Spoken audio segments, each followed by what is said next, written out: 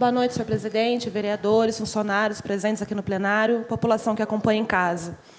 Primeiro, eu quero manifestar apoio à iniciativa do vereador Edio Lopes e da vereadora Juliana Damos em apresentarem o relatório apartado daquele que a maioria dos membros da base de apoio do prefeito decidiram na SEI, porque é que, enfim, o debate aqui acaba, às vezes, atrapalhando ou confundindo um pouco quem está acompanhando, mas o fato concreto é que o que eles chamam de relatório oficial isenta o DAI de qualquer tipo de responsabilidade naquele fato que acabou vitimando 2 pessoas o ano passado, bem como não determina absolutamente nenhum tipo de ação ou medida que a autarquia deve tomar, a não ser aquelas que ela entende necessária.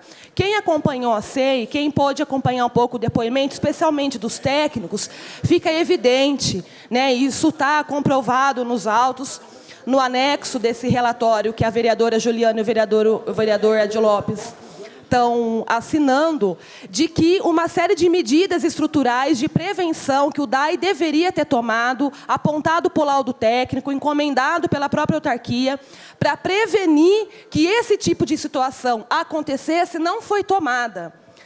O relatório aponta também, de acordo com os estudos, os fatos que estão postos ali, não é interpretação, que ao longo do tempo, as opções que o prefeito Marcelo Barbieri fez de aumentar a sobrecarga de serviços do DAI, acabou contribuindo sim para que a autarquia fosse perdendo ao longo do tempo a sua capacidade de investir naquilo que é a obrigação dela e para que ela foi criada, inclusive. Então, tem uma série de coisas muito graves ali, que a gente percebe uma manobra da maioria dos membros da SEI para tentar chegar ao entendimento, ao passar uma ideia de que foi uma fatalidade, de que a culpa foi do raio, de que o DAI não tinha responsabilidade nenhuma, quando a verdade é muito diferente dessa.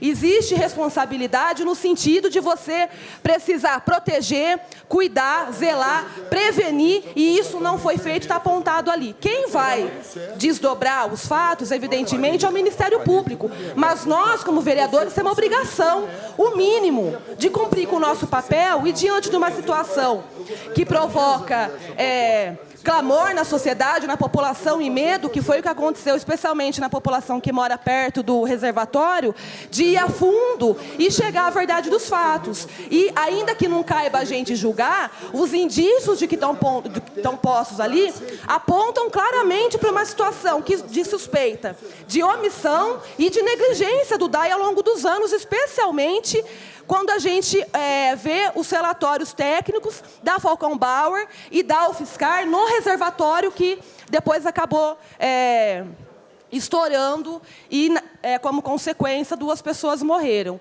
Então, eu acho que a situação é muito grave e tão grave quanto a gente perceber que a situação poderia ter sido evitada se o que estava posto no laudo tivesse sido cumprido, tão grave a gente vê um grupo de vereadores manobrando para poder isentar quem tem responsabilidade na situação pelas questões políticas de sempre. E aí a sociedade, que eu acho que cabe uma avaliação. Um outro ponto que eu quero comentar voltando aqui o que aconteceu no início da sessão, depois da fala do padre Ronaldo, do Celmidei, que veio aqui para expor a situação de apelo que a comunidade daquela região vem fazendo no sentido de melhorar o policiamento, no sentido de exigir, né, a implementação de uma base comunitária da polícia militar ali, especialmente depois também da tragédia que aconteceu há 2 semanas lá, que foi o assassinato de 2 pessoas trabalhadoras inocentes por um criminoso.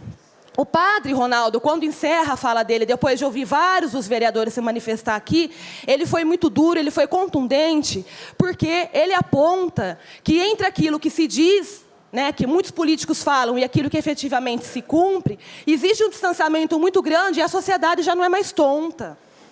Existem situações que a gente não consegue enrolar. E, diferente de muitos líderes religiosos que tem pela cidade, não é perfil desse padre ficar bajulando político para conseguir melhoria para a sua igreja, para a sua paróquia, para o seu quadradinho. Enfim, no fechamento aqui da sua questão, o padre expôs e fez uma fala um tanto dura em relação aos políticos e aos vereadores. E aí, eu estou retomando o assunto, porque, de uma forma, eu penso que bastante autoritária, o senhor presidente se achou no direito de voltar a debater o assunto, e o nosso regimento é muito claro: quando o orador vem, ele fala, abre as perguntas, ele responde, vai embora, e a gente toca a sessão para frente. Porque ou o presidente se sentiu incomodado, ou se sentiu atacado pelas falas do padre, ele se achou no direito de, mais uma vez, atropelar o regimento dessa casa, porque ele é presidente e muitas vezes confunde presidência com dominação, não é possível, e rebater as falas do padre. Agora, eu quero dizer o seguinte, senhor presidente. Primeiro, eu acho que a gente tem que entender que o presidente da casa, ele tem que representar os 18 vereadores.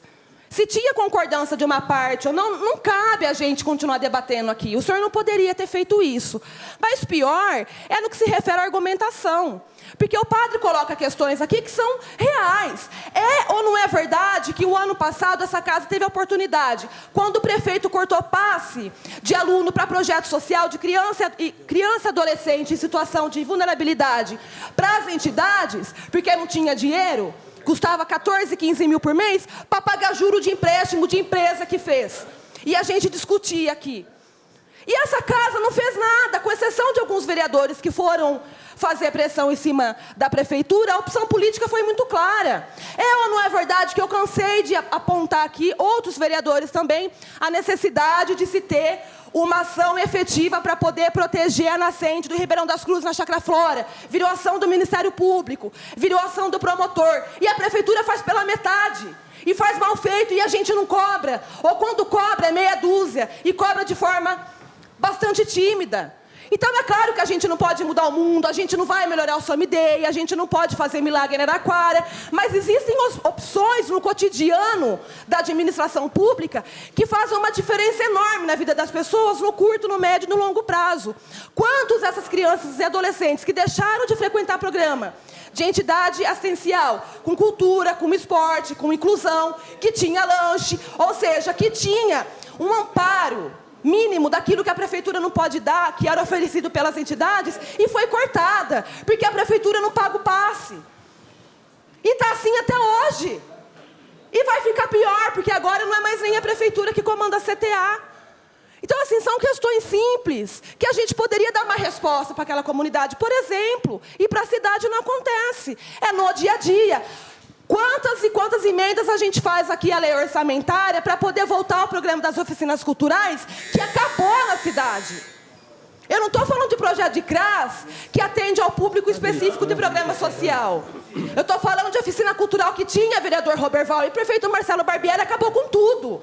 E era excelente. Se o senhor acha bonito, o senhor vem aqui e defenda com clareza. Mas não fica fazendo fusquinha ou piadinha. Porque o senhor veio aqui defender pagamento.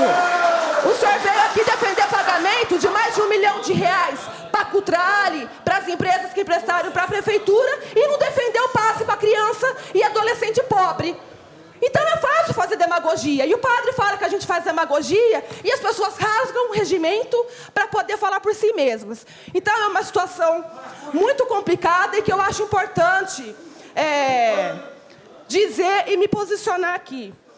Em relação à questão do cenário nacional, não vai dar tempo de eu comentar, eu só queria que as pessoas pudessem acessar o site da UOL, uma manchete que saiu hoje, que diz: vice da Câmara limita investigação de Cunha e abre caminho para a pizza. Se esse era o combate à corrupção que o brasileiro queria, parabéns, ele está aí.